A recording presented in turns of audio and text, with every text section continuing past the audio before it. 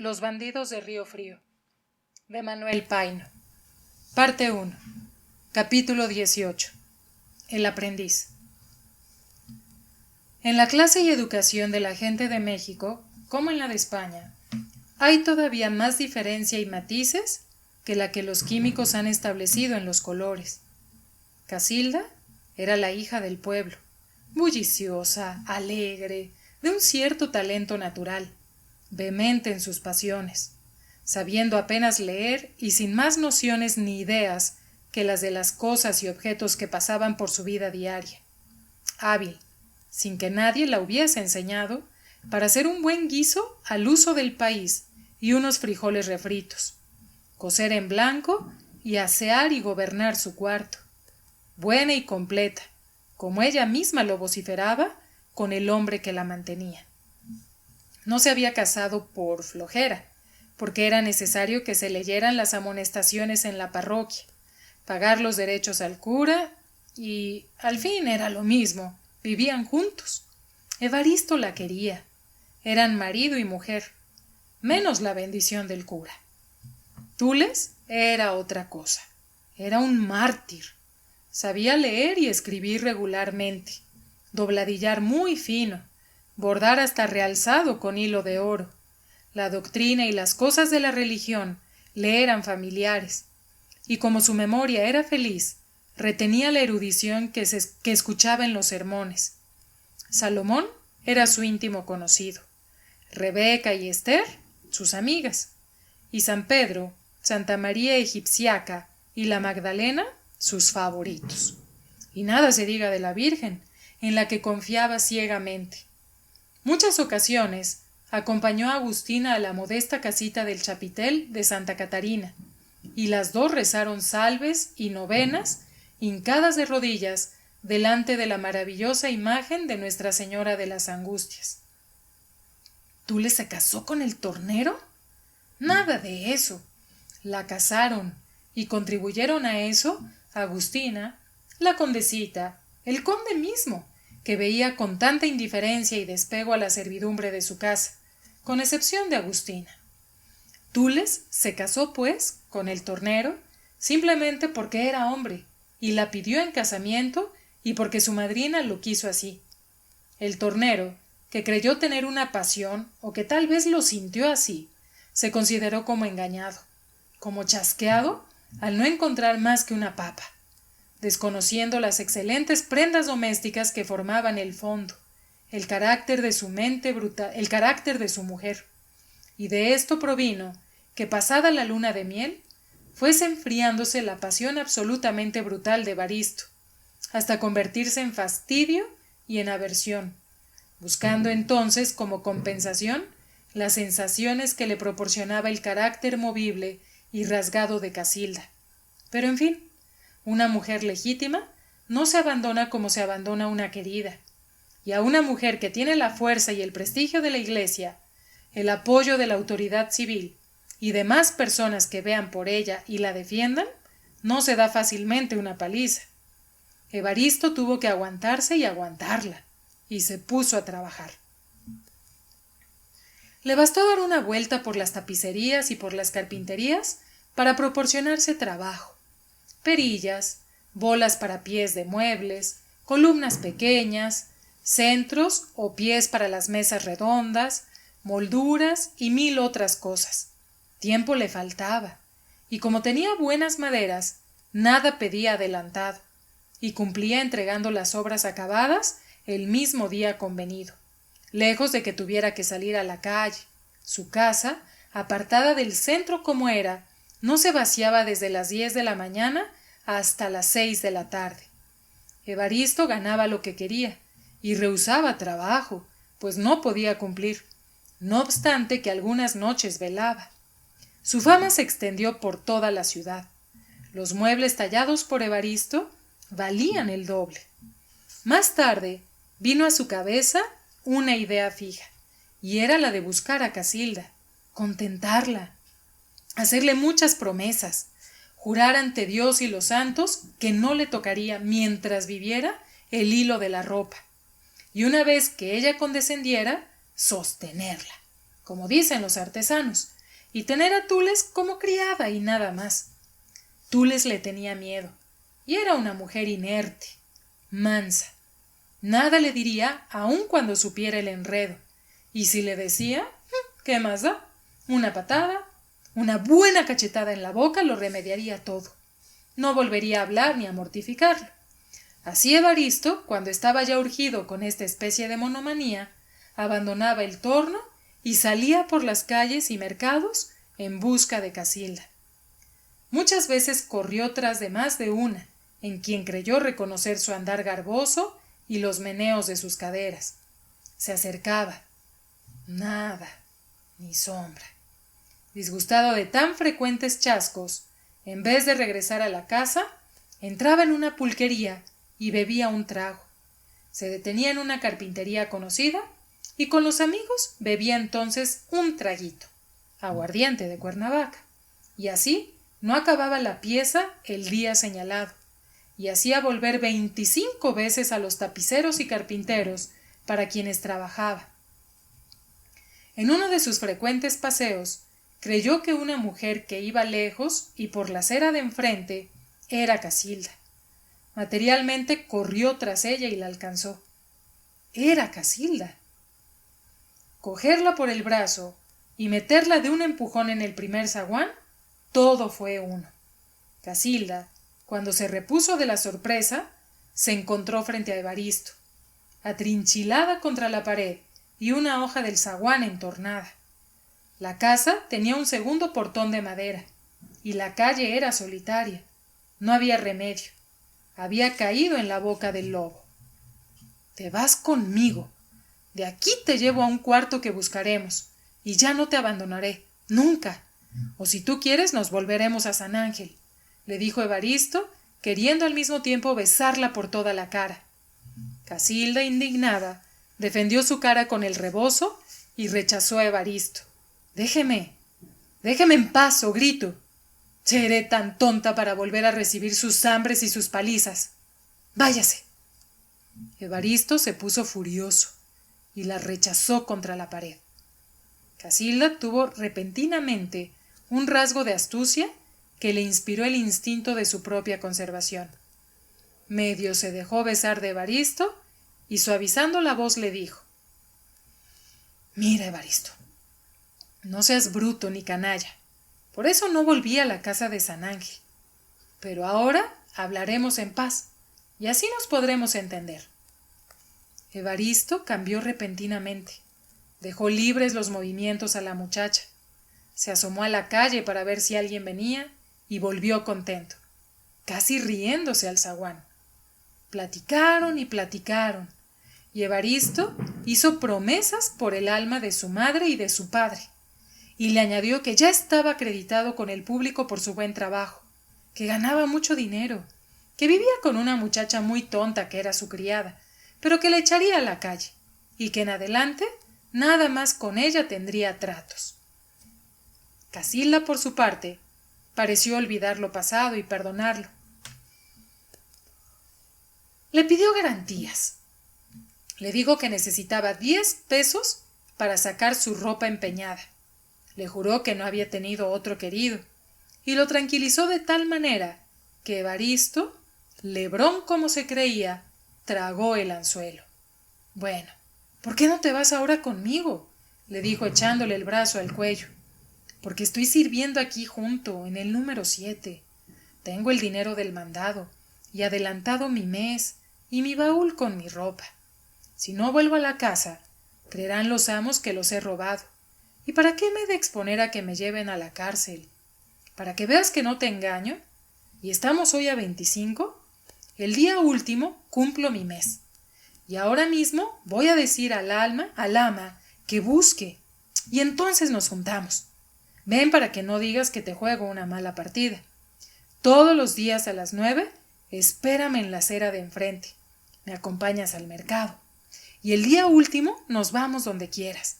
Busca cuarto, porque a la tornería no he de ir. Evaristo se volvió a su casa contento, lleno de esperanzas, y decidido ya a aburrir a Tules y a formar un plan que diese por resultado el que su madrina doña Agustina la recogiese y él quedase chino libre, para vivir a pierna suelta con Casilda. Ésta, fiel a su compromiso, no dejó de acudir puntualmente a la cita, y los dos daban un paseo por las calles e iban al mercado, donde Evaristo pagaba todo, hasta la carne, legumbres y fruta que se compraba para la familia donde servía Casilda. El día 30, a las 9 en punto, Evaristo se hallaba como los días anteriores, esperando ansioso la salida de Casilda. Las 10, las 11, Evaristo pateaba, las horas pasaban, daba vueltas por la calle, intentaba penetrar en la casa, estaba como una fiera hambrienta. Evaristo se resolvió a subir a la casa e informarse personalmente, pero como la familia era de fuera de México y rica, tenía mucho temor a los ladrones, que se habían soltado haciendo algunas hazañas, y Evaristo, con sus grandes y negras patillas, tenía mala traza. Le dieron con la puerta en la cara, y otras criadas le contestaron que ni de vista conocían a la tal Casilda a quien él buscaba. No cabe la menor duda de que las mujeres, ya en su sentido, ya en otro, cambian de tal manera el carácter de los hombres que unos se acuestan y otros se levantan, como se dice cuando se nota un notable cambio en alguna persona. Cuando regresó a su casa Evaristo, era ya otro, callado cuando trabajaba en el torno. No abría la boca sino para decir injurias inmerecidas a Tules, por la comida, por la ropa, por el borrego, por las gallinas que compraba para engordarlas. Por la más leve cosa, Evaristo reñía con su mujer, y ella, con una paciencia y una resignación ejemplares, desarmaba sus cóleras. El matrimonio estaba ya mal avenido. Tules, buena y sufrida como era, había perdido completamente el poco amor que le tuvo durante los primeros meses que duró la luna de miel, y este sentimiento fue reemplazado por el miedo. Buenas ganas tenía Evaristo de dar cada 2 o 3 días algunas bofetadas o patadas a su mujer. La amenazaba y alzaba la mano, pero no se atrevía, porque tenía miedo de que un día u otro se supiese esto en la calle de don Juan Manuel. No carecía de razón. En efecto, una tarde al oscurecer, el conde, por una de sus rarezas y excentricidades, entró en la casa de la vecindad donde vivía Evaristo, y cuando éste menos lo pensaba, ya lo tenía delante. «Canallas e ingratos todos ustedes», dijo el conde encarándosele, retorciéndose el bigote y dejando ver su larga espada. «Desde que salieron de la hacienda no han vuelto, ni por el respeto que me debían, a entrar en la casa que les hizo tantos beneficios. Así son todos los de tu raza, canallas y mal agradecidos». Tú les iba a decir algo para disculparse, pero el conde no lo permitió. «Ya sé que tú no tienes la culpa. De buena gana te volverías al lado de Agustina y de la condesa, pero el bribón de tu marido te lo impide. Vaya, si no se te ha olvidado tu oficio», continuó dirigiéndose a Evaristo. «Necesito que me hagas un mascarón feo, deforme, pero que tenga la cara de un guerrero antiguo, de los tiempos de la guerra de Flandes. Pero, ¿qué entiendes tú de la guerra? Ni sabes dónde está Flandes. Vaya, toma un papel y pinta algo con tu lápiz». Evaristo, altanero y soberbio con sus iguales, callaba y bajaba la cabeza, subyugado por las miradas del conde, que no le quitaba la vista. Sin responder, tomó un papel y un manojo de lápices, y en un instante trazó el bosquejo de un mascarón. «Eso es», dijo el conde, «eso es lo que yo quería. Has adivinado mi idea. Lástima que estos artesanos de México, tan hábiles, sean tan viciosos y tan ordinarios. Bien, ponte a trabajar, y antes de 2 semanas debo tener el mascarón en mi casa. Cosa de 1/4 de tamaño y el ancho relativo. Toma, y cuidado con engañarme, como yo sé que lo haces con todo el mundo». El conde tiró sobre el banco del tornero media onza de oro, y embozándose en su capa, salió del taller sin dirigir a Tules ni una mirada. Evaristo desquitó con Tules la cólera secreta que removió toda su sangre al escuchar el imperioso e insultante lenguaje del conde. Pero de nuevo, como instintivamente, después de haber llamado a Tules descuidada y perezosa, porque le había, y no era verdad, extraviado un lápiz, como obligado por una fuerza superior, agachó la cabeza, buscó un buen trozo de madera de ébano, tomó un pequeño formón y comenzó a tallar la figura que antes de 2 semanas estaba acabada. ¿Este miedo? ¿Este respeto tradicional, antiguo, inexplicable, es la causa de las conquistas y formas la gloria de los conquistadores? ¿Mantiene las monarquías y conduce a los hombres a la matanza saludando a César antes de morir? ¿Quién sabe? Es un problema y un misterio que la filosofía moderna y profunda de los alemanes y los escoceses no ha podido descifrar. ¿Hay hombres superiores en el mundo? ¿Nacen unos para mandar y otros para obedecer, como creía Aristóteles? ¿Es una ley providencial para la marcha y la organización de las sociedades? ¿Quién sabe? Pero los hechos son terribles. Mario, con solo una mirada, hizo temblar al bárbaro que tenía la espada levantada para matarlo. Hernán Cortés se presentaba ante miles de indígenas valientes y aguerridos, y en vez de aniquilarlo, como pudieron haberlo hecho 1000 veces, caían a sus pies de rodillas. Francia, la nación más ilustrada, más inteligente, más activa, más descontentadiza del mundo, estuvo años dominada por la voluntad de Napoleón.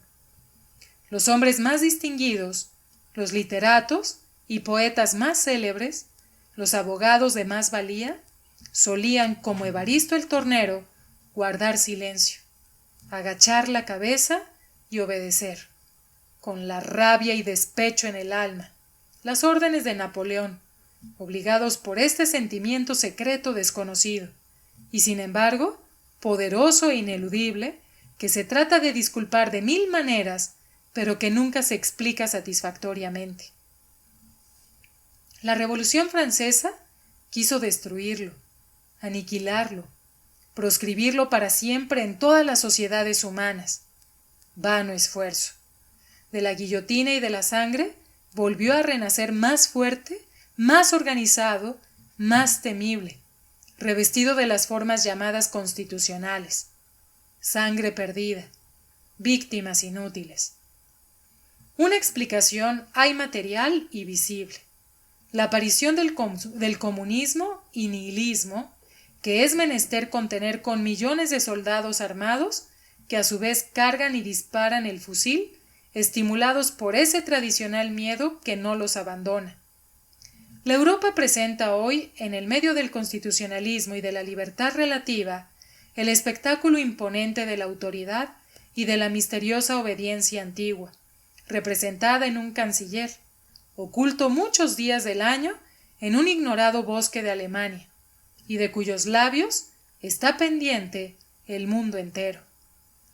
Las jóvenes y turbulentas repúblicas hispanoamericanas, progresistas y ambiciosas del bien y de las grandezas, adoptando en el acto cuanto tienen de grande y de vital las ciencias, la ingeniería, la literatura y la inteligencia humana en todo su admirable desarrollo, no se han podido sacudir de esa tradición. Unas están sujetas todavía a la política de la Iglesia. Otras tienen en su seno un grupo poderoso de ricos egoístas y de pretendientes de nobleza y aristocracia que esperan con ansia la misa anual mortuoria del príncipe que, casi echado de su tierra, vino a terminar su vida con una trágica aventura. Hay en este cuadro severo y moralmente oscuro y triste una luz que, lejos de extinguirse, brilla más viva y espléndida a medida que pasan los años. La República de los Estados Unidos. Se contentan en sus aspiraciones con ser todos capitanes, coroneles y mayores de un ejército que no existe, pero nadie agacha la cabeza, como nuestro tornero, ante el antiguo y fantástico noble de bigote retorcido y espada toledana de taza y cruz. Lástima que no sean nuestros buenos y sinceros amigos. Lástima que sus cualidades de independencia personal y de constante y atrevido trabajo sean a veces nulificadas con la corteza grosera y egoísta que envuelve al yanqui de las praderas.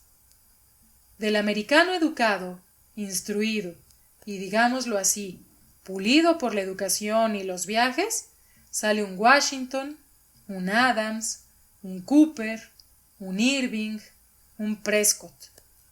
A cada momento tengo que pedir gracia y perdón a mis lectores, porque en efecto, digresiones que tienen la pretensión de ser didácticas y filosóficas, si tienen algún valor, son de seguro inoportunas e interrumpen la acción y dan un chasco a la curiosidad de los que puedan interesarse en la lectura. Pero yo no escribo novelas que puedan compararse en interés con otras francesas, inglesas o españolas. Esas tienen un valor literario que estoy muy lejos de pretender. Escribo escenas de la vida real y positiva de mi país, cuadros menos bien o mal trazados de costumbres que van desapareciendo, de retratos de personas que ya murieron, de edificios que han sido derrumbados. Son una especie de bosquejos de los que ha pasado, que se ligan más o menos con la que pasa en el presente. Si así sale una novela, tanto mejor. Si agrada, ese es mi deseo, y mayor el de mi buen amigo editor. Y si por ello me conocen un poco más, me sería indiferente si no deseara dejar a mis hijos algo de herencia moral, ya que la suerte me hizo nacer en medio del trabajo y de las penas, y no en la canastilla de los pesos del águila y de las onzas del oro. Tiempo es ya de volver a pedir perdón, y dudo que se me conceda, y de ocuparnos de nuestros personajes, que hemos un momento olvidado por Mario, por Napoleón y por Bismarck, como si tan grandes e históricas figuras tuviesen algo que ver con nuestros pobres artesanos y nuestras humildes mujeres del pueblo. Pero en alguna parte se había de lucir la erudición.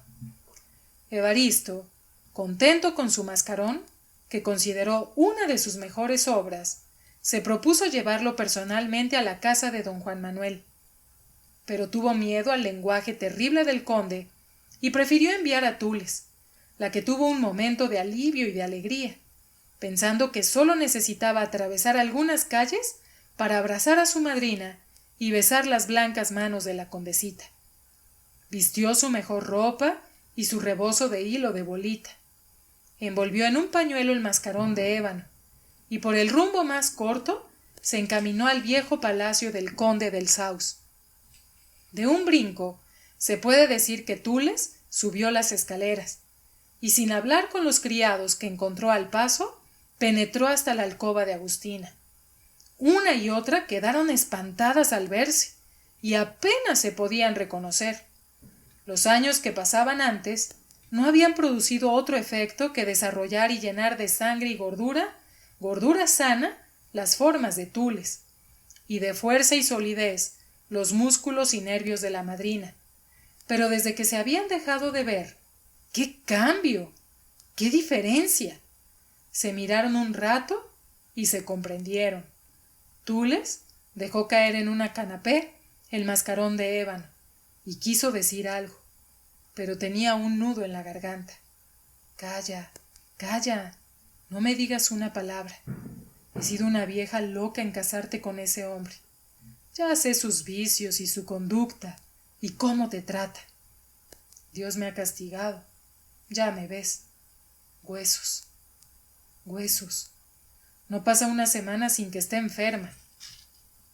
¿Y la señorita condesita? Se aventuró a preguntar Tules con una voz que apenas se entendía. Peor. Todo peor. La desgracia ha entrado en esta casa. Ya la verás. Tú no puedes comprender. No puedes saber ni sabrás nunca lo que ha pasado. Mariana, que sin duda oyó una voz que no le era desconocida, salió de la recámara y entró en la de Agustina. Tules dejó caer los brazos desconsolada y bajó los ojos sin atreverse a abrazar a su ama y sin poder hablar. ¿Tan desfigurada estoy, Tules?, dijo la condesita. ¿Y tú? Dios mío, Si no fuera por tu voz, no te habría reconocido. No habían pasado en verdad tantos años para tan notable mudanza, pero cuántos y qué hondos pesares no destrozaron la primavera de la vida de la ama y de la criada, y acercaron el crudo invierno de la camarera, que llena de remordimientos, jamás podía tener en las noches el sueño tranquilo y completo. Se creía criminal y culpable por haber casado a Tules y protegido los amoríos de Juan Robreño y de la condesita, y en realidad no era más que la criada antigua, cariñosa, apegada y solícita como una madre con los que había conocido desde que nacieron. Tules calló la dura vida que pasaba, y solo les contó la visita del conde y la ocasión que le había proporcionado el ir a la casa, y les entregó el mascarón, que no pudieron menos de elogiar por la fineza de la talla y la extraña forma de la cara. «Toma», le dijo Agustina, abrazándola estrechamente. «Adivino, mejor dicho, sé lo que te pasa», y le puso en las manos una bolsita de piel llena de dinero. «Algo te aliviará esto. Aunque el dinero, hija mía, no sirve de nada para la felicidad de la vida. Ya ves, aquí no sobra y...» La condesita entró a su tocador sin poder despedirse de Tules. Tules bajó poco a poco las escaleras, echando en cada escalón una mirada a su madrina, a su ama la condesita, cuya figura blanca se dibujaba en la vidriera, a las altas e inmóviles almenas y a los mascarones de piedra que parece que con sus grandes ojos saltones veían salir y se despedían de la pobre Tules, que quizá por última vez pisaba las baldosas del palacio señorial de la calle de don Juan Manuel. El día que siguió a la visita de Tules fue precisamente cuando se presentó con su huérfano, la viejecita trapera, al obrador de tornería. Lo entregó a Evaristo y lo dejó de pie y mudo de sorpresa y de miedo, arrimado contra la pared cercana al torno. Evaristo, sin hablar más, continuó su trabajo hasta que acabó la pieza y la colocó en un armario. «Ya has traído una boca más para mantenerla y obligarme no solo a que trabaje de día, sino a que vele de noche», dijo bruscamente Evaristo, echando una mirada colérica a Tules. «Poco gasto nos hará, y ya ves que los días que estoy mala no puedo hacer los mandados. Él nos ayudará. Tiene trazas de un buen plojo». Me dio mucha lástima la viejecita, tan flaca, tan débil y tan pobre. Y él, yo creo que trabajará y será un buen muchacho. Además, tenemos el dinero que el conde te mandó por el mascarón y que le gustó mucho. Ya te dije, desde el mismo día que volviste con el dinero, que no me lo toques, aunque nos muramos de hambre. Ese dinero es para pagar lo que debo en la ferretería y en la maderería, y para pasearme y descansar los domingos y los lunes, que bastante trabajo en la semana. Y luego, encarándose con el muchacho. «¿Qué sabes hacer?», le preguntó con voz desagradable. «Nada». «¿Sabes escribir?». «No». «¿Sabes leer?». «No». «¿Entonces no sabes nada?». «Hacer mandados». «Para eso no te necesitamos. El oficio ni lo has de aprender, porque pareces un burro. Ven acá, te enseñaré a ser obediente y hombre de bien». El aprendiz se acercó tímidamente, y Evaristo le echó mano a la oreja y lo comenzó a sacudir fuertemente. El muchacho empezó a gritar y a defenderse. «¿Qué haces, Evaristo?», le dijo Tules levantándose y tratando de impedir la ejecución. «¿Qué te ha hecho? Acaba de entrar. ¿Por qué lo maltratas así?». «¿Y te defiendes? ¿Pillo? ¿Lépero?», gritaba colérico el tornero y lo sacudía más fuerte. Cuando ya tenía casi media oreja arrancada y las vecinas, alarmadas por los lloros y quejidos del muchacho que acababa de entrar, salían de sus cuartos y se asomaban a la tornería, Evaristo soltó la oreja a Juan, se sentó otra vez en el banquillo del torno y dijo a las vecinas con la mayor indiferencia: «No es nada, es un aprendiz que me han entregado». Las vecinas parece que se fueron convencidas, pues sabían a poco más o menos cómo se había portado el maestro con 2 aprendices que había tenido y se le habían fugado sucesivamente, antes de recibir al nieto del conde del Saus y marqués de las Planas. Por lo que va referido, hemos visto el estado que guardaba el matrimonio y las malas disposiciones de Evaristo contra todo el mundo cuando recibió al desgraciado muchacho. Era el hombre protegido por la sociedad, y sus vicios y su carácter le hacían odiarla sin razón y rebelarse contra ella. Evaristo cayó en la costumbre de la mayor parte de los artesanos, de pedir adelantado y de engañar. Se comprometía a entregar 3 o 4 obras al mismo tiempo el sábado, y no entregaba ninguna.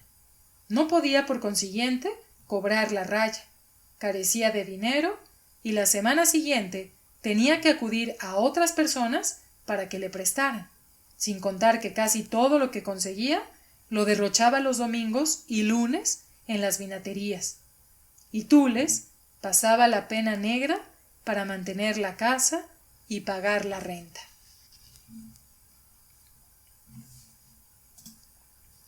Le llovían disgustos y cuestiones. A todas horas del día estaban en la puerta oficiales y aprendices de otros talleres a reclamar las piezas que le habían dado a tornear. Tenía que esconderse en el cuarto interior, y era Tules, a fuerza de disculpas, de súplicas y aun de mentiras, la que lograba de pronto quitarle de encima a los que justamente querían o la obra que le habían encomendado o que les devolviese el dinero.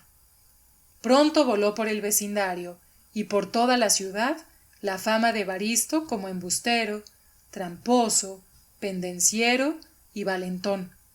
Pero era tal su habilidad que con todo y ello no le faltaba trabajo. Y en su obrador se veían personas decentes y de proporciones, pidiéndole como por favor que les hiciese ya una mesa, ya un ajuar. Verdad es que el tornero era hasta cierto punto respetuoso con ciertos parroquianos que le pagaban bien, mientras que se mostraba insolente con los carpinteros, sus iguales, que por necesidad lo ocupaban, y no pocas veces se agarraron a las trompadas en el patio. Cuánto de malo pasaba el tornero iba a recalar contra su mujer y contra Juan. La fuerte sacudida que le dio el maestro, tan luego como pisó la casa, lo llenó de terror, de cólera, que su impotencia de muchacho y esa sumisión tradicional de que hemos hablado le hizo sufrir y callar. Lloroso, escurriéndole la sangre y con su mano en la mejilla, tratándose de pegar el pedazo de oreja que le habían arrancado, quedó en un rincón del taller sentado entre las astillas hasta que Evaristo terminó su trabajo. Se puso la chaqueta y su sombrero jarano y salió a la calle. Tules, que había quedado inmóvil, aterrorizada e indignada, se levantó. «Pobre muchacho, en mala hora viniste a esta casa y me arrepiento de haber conseguido de Evaristo que te admitiera. Ahora no tienes remedio. Si por cualquier circunstancia te vas y te encuentra un día en la calle, es capaz de matarte. Ven, ven, te lavaré la oreja». Tules, en efecto, le lavó y le dio fomentos de aguardiente. Continuó hablando con él y haciéndole preguntas sobre sus padres, su familia, su casa, en fin, sobre todo lo que la curiosidad sugiere en tales casos. Juan contestó cándidamente lo poco que sabía de su vida de orfandad y de miseria, y cómo había sido salvado del muladar por una perra y recogido por la viejecita. «Soy también huérfana como tú», le dijo Tules, «pero fui criada por mi madrina, que es una santa, y es todavía ama de llaves de un conde muy rico. Solo que me casé, y ya ves, mi marido no tiene buen genio. No trates de fugarte, quédate, yo te serviré como de madre y tú serás como mi hijo. No tengas miedo, te defenderé, y tal vez, si te portas bien, Evaristo ya no se meta contigo». Juan olvidó su cólera y su dolor. En ese momento le preocupaba un sentimiento extraño y triste de soledad y de abandono que enferma generalmente el corazón de los huérfanos, y sin poderse contener, abrazó amorosamente el cuello de Tules. «Quita, quita», le dijo Tules, «me haces daño. Si Evaristo viniera y nos encontrara así, te arrancaría la otra oreja. Cuando te veo bien, eres el retrato vivo de mi ama. Ven, deja que te vea con la luz». Tules llevó a la puerta al aprendiz, le limpió mejor la cara y la sangre que aún goteaba, y se quedó mirándolo atentamente con una especie de asombro. «Sus mismos ojos», dijo en voz baja, «su nariz, idéntica, la misma boca de la condesita, los mismos ojos feroces del conde». Pero ni pensarlo. La condesita encerrada siempre, y tan cristiana y tan temerosa de Dios. Y luego, el señor conde la hubiera matado. Malos juicios. La vida que llevo me hace pensar mal hasta de mi madrina y de mi ama. Tules quedó pensativa y callada largo rato.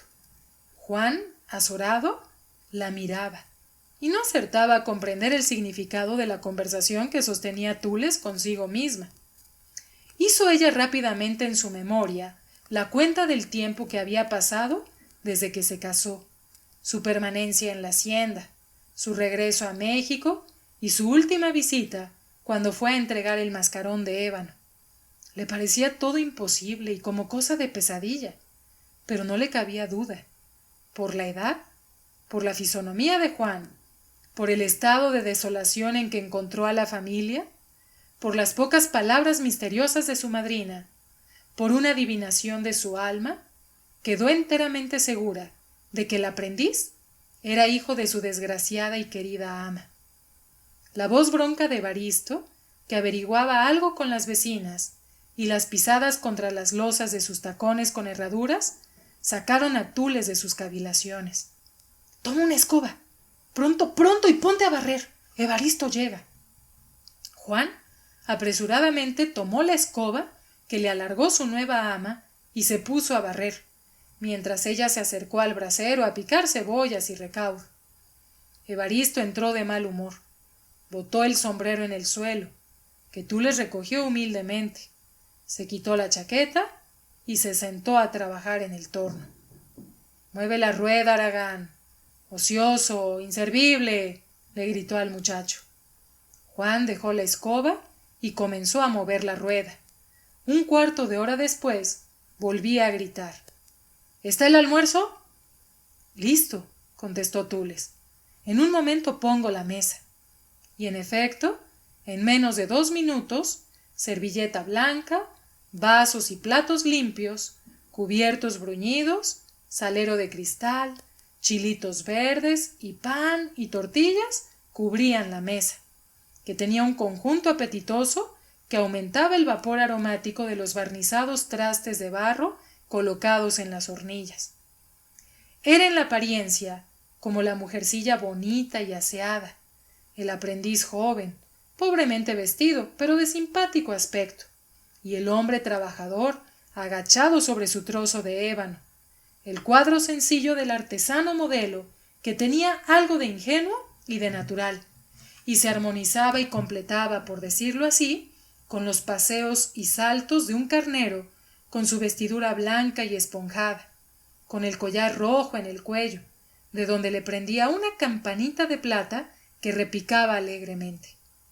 El que de improviso hubiese entrado en estos momentos al taller, habría sin duda envidiado la calma y la dicha de este hogar de hombre honrado, de buen esposo y de inteligente artesano, y jurado que la felicidad existía allí. «Te tengo dicho 1000 veces que cuando yo venga has de tener el almuerzo servido. No puedo perder tiempo». «Se me quemaba la comida», le interrumpió Tules. «Tú eres la que me quemas el alma. Bruta y tonta serás hasta que te mueras», le respondió el tornero sin dejar su trabajo. Tules se puso encendida, miró al aprendiz, que a su vez, indignado de la injusticia, quería decir algo, y sus ojos se llenaron de lágrimas. Disimuló, arrimó una silla y se sentó silencioso. Estas escenas eran diarias. A estas brutalidades de Evaristo, Tules oponía la resignación y el silencio que exasperaban más al marido, que extrañaba la contradicción y las contestaciones de Casilda. Con razón dicen las mujeres que los hombres son llevados por mal. Por fin el tornero se levantó de su banco y se sentó en la mesa. Tules había puesto 3 platos. ¿Para quién es ese plato?, preguntó con voz violenta Evaristo. Para Juan, respondió Tules. Mejor que coma con nosotros. Comerá bien y tendré menos trabajo. ¿De dónde te has figurado, pedazo de bestia?, le dijo Evaristo colérico, que un aprendiz coma con el maestro. ¡Afuera ese plato! Que vaya al rincón y se le dará lo que sobre. Canallas. Desagradecidos todos los aprendices cuando se les trata bien, y no están contentos ni trabajan sino a coscorrones. Y añadiendo a las últimas palabras el hecho, Evaristo le dio un fuerte coscorrón en la cabeza con los nudillos de los dedos. El muchacho se agachó y se fue gruñendo al rincón. ¿Qué dices? ¿Gruñes?, le dijo Evaristo amenazándole. Nada, nada, le interrumpió Tules. Déjale. Comerá en el rincón como tú quieres. Evaristo devolvía al nieto con usura las injurias del abuelo. Así es la triste escala social. Evaristo devoró la comida sabrosa y excitante usual de la gente del pueblo. Bebió su tinita de pulque y él mismo, con una maligna intención, juntó en un plato pedazos de pan y de tortilla, huesos de carne, caldo de frijoles y algunas cortezas de naranja, un puñado de capulines, y lo mezcló bien y puso delante del aprendiz esta detestable escamocha. Juan clavó sus ojos negros y feroces en el maestro, y éste, sin saber por qué, no pudo sostener la mirada, pero pronto se repuso. ¿No lo comes? ¿No lo quieres comer? Pues muérete de hambre, o yo te mezclaré a serrín y te lo haré comer a la fuerza. Tules hizo una señal al muchacho. Este bajó la cabeza y con un pedazo de pan que le dio, comenzó a tragar, más bien que a saborear esta indigesta Macedonia. De una vez, dijo Evaristo, recreándose en la repugnancia con que veía comer al muchacho, arreglaremos la manutención de este haragán. Por la mañana, pilón de atole y un pambacito blanco. A mediodía, su escamocha. Y en la noche, otro pilón de atole y los mendrugos de pan que sobren. Ya verás cómo antes de un mes engorda como un marrano. Y cuidado con que les des más. Ni me gastes el dinero, que no quiero trabajar para mantener huérfanos. Dale un petate viejo y que duerme en el rincón de las astillas. Va a estar mejor que el conde. La vieja que lo trajo no le daría tanto. Evaristo, después de haberse asegurado que sería obedecido, echando una mirada decisiva a su mujer y al aprendiz, bebió su último trago de pulque y se puso a trabajar, porque necesitaba bastante dinero, pues había convidado a varios amigos artesanos y a unas comadres conocidas del barrio. La existencia del muchacho no habría sido posible sin los auxilios secretos de Tules. A las 5 de la mañana tenía que levantarse para comprar la leche de la ordeña de la plazuela cercana. Y pobre de él cuando el sueño lo vencía. Evaristo lo despertaba a patadas y lo hacía salir casi desnudo en las mañanas frías de diciembre. El resto del día movía la rueda, hacía mandados y por todo aprendizaje aserraba trozos de madera hasta que las fuerzas le faltaban en los brazos y el sudor goteaba de su frente. Muchos días, cuando Evaristo estaba de buen humor, le daba cuartilla para fruta, pero en cambio lo obligaba a comerse el plato de escamocha. Los vestidos, no obstante los cuidados de Tules, se le caían a pedazos. Evaristo prohibía expresamente que se le comprase ropa, que se lavase la que tenía y que se le dieran más alimentos que los que él había señalado. Solo así aprende este canalla, le respondía a Tules cuando ésta, a riesgo de tener una fuerte querella, se interesaba por el aprendiz. Este cuadro de sufrimientos diarios, de martirios de todo género, que constituían a Evaristo en el verdugo implacable de su corta familia, tenía sin embargo un rincón luminoso, que a momentos, aunque cortos, mantenían realmente la existencia de esas gentes. Tules, con su carácter resignado, había concluido por no hacer caso de los insultos y groserías del marido, y cuando temía que de las palabras pasase a los hechos, sabía interponer ya a una vecina, ya a alguno de los muchos parroquianos que acudían al taller, porque todos los que la querían y la compadecían, sospechando la vida que le daba el marido.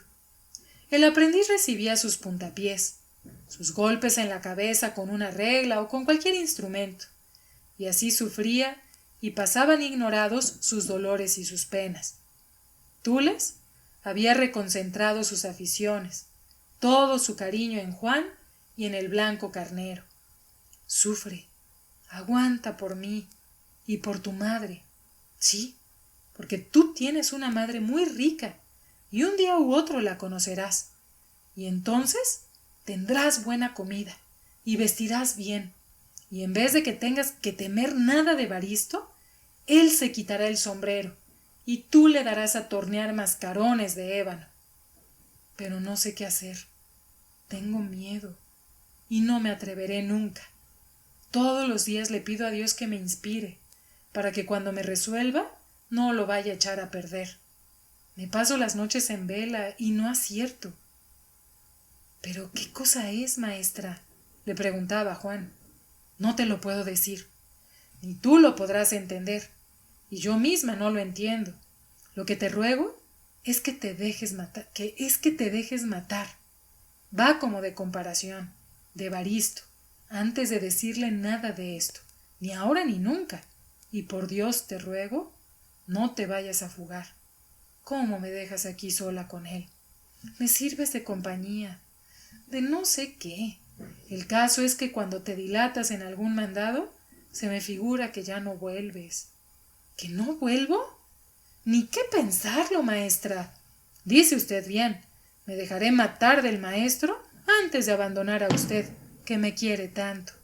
Ya me habría empachado con la escamocha y andaría desnudo si no fuera por usted. Y no vaya a creer que yo tengo miedo. El día que el maestro le pegue a usted recio, como hay Dios, que le encajo un formón por donde pueda. Calla, calla, ni lo pienses. Dios nos ha de sacar, y quizá pronto, de esta situación. En efecto, Tules estaba cada día más convencida de que Juan era hijo de su ama la condesita. Pero, ¿cómo decir esto? ¿Cómo hacer las cosas? Por una parte, tenía miedo a Evaristo, y no encontraba pretexto para ir al palacio de la calle de don Juan Manuel, y aunque arriesgándose pudiera ir, ¿cómo declarar a su madrina lo que podía ser solo sospecha? ¿Cómo platicar de esto con la misma condesita? Imposible. La arrojarían de la casa, le dirían que era una malagradecida y canalla, pagando los favores que le habían hecho desde que nació con deshonrar a su propia ama. Y luego, si el señor conde lo sabía, ¡Jesús! Ni trizas quedarían de ella, de Evaristo y de Juan. Tules cerraba los ojos aterrorizada y pasaba el tiempo sin resolverse a nada. Tules tenía otro cariño, otro amor entrañable, vehemente, y era el cordero. Lo había mandado traer de la hacienda de su madrina, y pequeñito, apenas había acabado de mamar, cuando un ranchero a caballo, caminando leguas y leguas, lo trajo con mucho cuidado. Aunque Evaristo y Tules no volvieron a la casa de don Juan Manuel, Agustina, por los 1000 medios que tienen las mujeres, se informaba de su ahijada, y no la perdía de vista. Le mandaba regalos de cuando en cuando, y sobre esto Evaristo no decía nada. Cuando recibió el corderito, que era de raza fina, Evaristo se puso muy contento, Precisamente había tenido la intención de comprar un chivo o un carnero. A la mayor parte de los carpinteros les gusta tener algún animal en su taller. Fue un cordero de paz. Por algunas semanas no hubo querella, y Tules tuvo por un momento la ilusión de que había cambiado de carácter. Generalmente se cree, y tal vez es cierto, que los carneros son poco inteligentes. Sea de eso lo que fuere, Tules, con paciencia y cariño, enseñó a su corderito a hacer muchas cosas. En primer lugar, la conocía y la seguía a todas partes como si fuese un perro. En las bendiciones de San Antonio Abad, lo presentó con las pezuñas y cuernos dorados y un collar de paño rojo y su campanita de plata. Doblaba las 2 manos y pedía de comer. Atravesaba el taller en 2 pies. Hacían una farsa con un cuchillo y el cordero tendía el cuello. Daba algunos brincos irregulares como para manifestar el dolor de la herida y después caía como muerto. Estiraba los pies y cerraba los ojos. No cambiaba de esta posición sino llamado por la voz de Tules. Entonces se levantaba alegre y saltaba e iba como a besarle o a lamerle las manos. Era un primor, y las vecinas afirmaban que jamás habían visto cosa semejante. Tules todos los días lavaban y peinaban a su borrego, y su lana, mejorada con el cuidado, parecía de seda. Evaristo mismo tenía una predilección por el borrego, y cuando no había bebido aguardiente o acababa de recibir dinero, jugaba con él y le daba pedacitos de pan en la boca. A falta de hijo, el cordero era un lazo de unión en ese desgraciado matrimonio. Cuando Evaristo, ya por entregar sus obras, comprar sus materiales, o lo que era más frecuente, por sus disipaciones con los amigos y comadres, hacía largas ausencias que a veces duraban días y noches enteras. Tules respiraba, descansaba, parecía que la torre de catedral se le quitaba de encima. Entonces era Juan, era el cordero, era un viejo sensontle que había sido de su madrina lo que formaba su familia, y limpiaba la cabeza de Juan, escarmenaba los sedosos vellones del cordero, se dejaba picar el dedo por el irascible sensontle, que apenas cantaba un poco de noche, y haciendo un sabroso almuerzo, olvidaba todas sus penas y martirios. Se hacía la ilusión de que Evaristo se había marchado y no volvería, de que su madrina le daría siempre dinero, de que Juan era como su hijo, y de que un día u otro le daría a conocer a su verdadera madre, que lo sacaría de manos del verdugo a quien la viejecita lo había entregado. Tules, entonces, se consideraba feliz. Era la única, la fugitiva luz que de vez en cuando entraba en el cuarto sombrío de su vida. Tules, después de no dormir el domingo pensando en Juan, en su madrina y en la condesa, formó la suprema resolución de aprovechar la primera ausencia de Evaristo, ir a la calle de don Juan Manuel y contar los secretos que ya no cabían en su corazón.